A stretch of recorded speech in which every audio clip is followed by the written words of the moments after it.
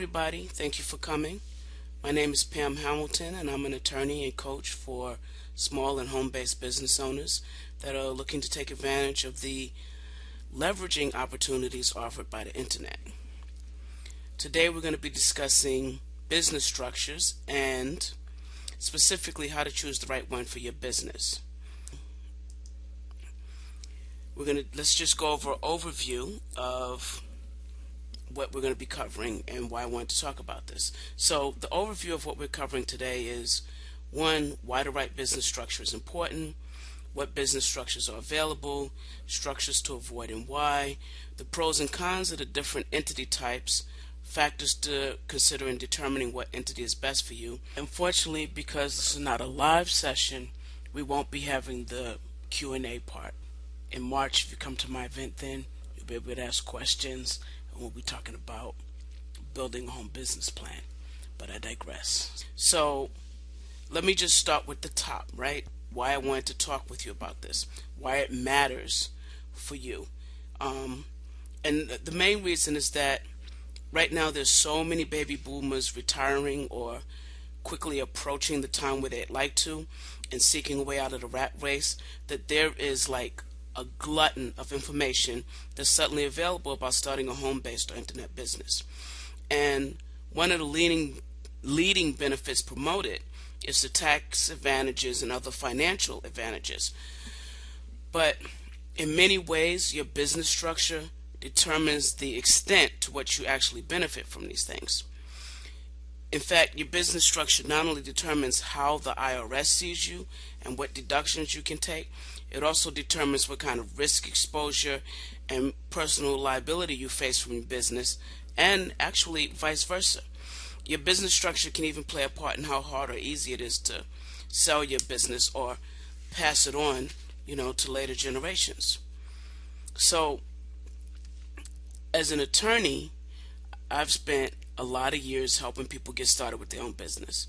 But a lot of people, especially nowadays, can't afford the traditional cost of an attorney to file their corporation or LLC. So they either don't use a formal business structure or they go online to get the work done. And there's really nothing wrong with that if you know exactly what it is you need. But if you don't, that's where the problem comes in, because most online services can't help you because they're not attorneys, and by law they can't offer any legal advice. So this is where we get stuck at. You need to know what business structure is right for you before you go to deal with these services. And so that's why I wanted to talk with you about this today. But there's a story that I generally share that I tell a lot. When my son was younger, about 6 years old, he decided he needed to have a pet, right? He has asthma and he's allergic to animal dander, so all the traditional pets were out. So we spent a lot of time negotiating what kind of pet he should get. And eventually we agreed on a baby dragon, thanks to Disney World and their movie Milan. Of course, we were going to get one that didn't breathe fire or eat people or talk, and definitely that wouldn't get bigger than him. In other words, we were getting a lizard, right? So we started researching everything we could about lizards. We went to expos, we went to the library, we read books, we visited pet stores. We wanted to make sure we got a lizard that was going to be kid friendly. So when we go to the pet store though, my son would look at all the different lizards and he would point to each one in turn, and he would go, very seriously, he would announce that they were ugly, dangerous, poisonous, right? Depending on how he felt about them. And some of them were really ugly, even though they made great pets. And some of the prettiest ones were the most dangerous or made lousy pets for kids because they got nervous easily and they would bite, or they were too fragile for a child to handle. We finally settled on a Chinese water dragon that my son fell in love with at a local pet store. And he turned out to be a really great pet. He's patient with my son. He's, affectionate. And he's sturdy enough to have survived the last 10 years of my son's caring for him. So, what does this have to do with corporations? Corporations can be like that too. They're good ones, solid structures that are right for your business, where it is right now. and that'll help you grow. Others may be great business structures, but not right for your business at the stage it's in today, right? And could end up hurting you financially. Then others are just bad for business and they should be avoided at all costs. So, by talking today about how you figure out what type of business structure you need, you can be more confident that you're selecting the entity that's best for your business. So, let's just talk about what business structures are available. All right, so there's a few. As you can see here, there's a sole proprietorship, there's a general partnership, limited liability company, which most people know as the LLC, a S corp, a regular corporation, and a not-for-profit. And we're really not going to talk too much about not-for-profit, but I wanted to make sure I listed it here so that the list would be complete in terms of what all are available. There's also a LLP, which is limited liability partnership, which I didn't even bother putting on. Professionals use it, doctors, lawyers, accountants, stuff like that. But I digress. So let's talk about these structures. What are they, right? What do they mean? So a sole proprietorship, this type of business is created automatically the moment you go into business without doing anything to create a formal separate legal entity. So some states require you to obtain a business license or assume name certificate, but it's still a sole proprietorship. You are the business. There's no separation here, right? You and the business are the same thing.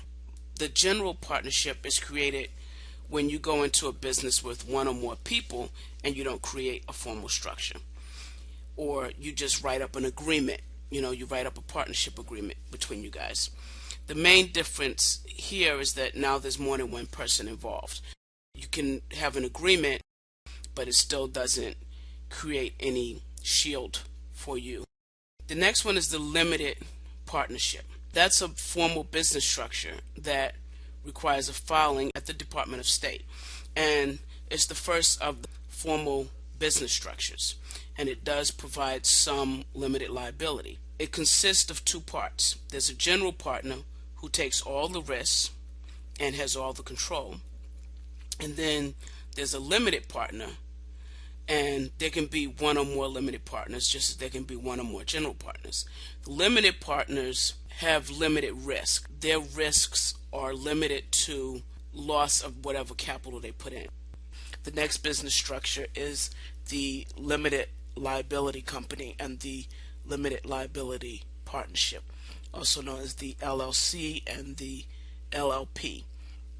Now, these are two relatively new formalized business structures, and they're like a hybrid offering of many of the benefits of both the corporation and the general partnership, and they have a lot of really cool features that have made them become very, very popular.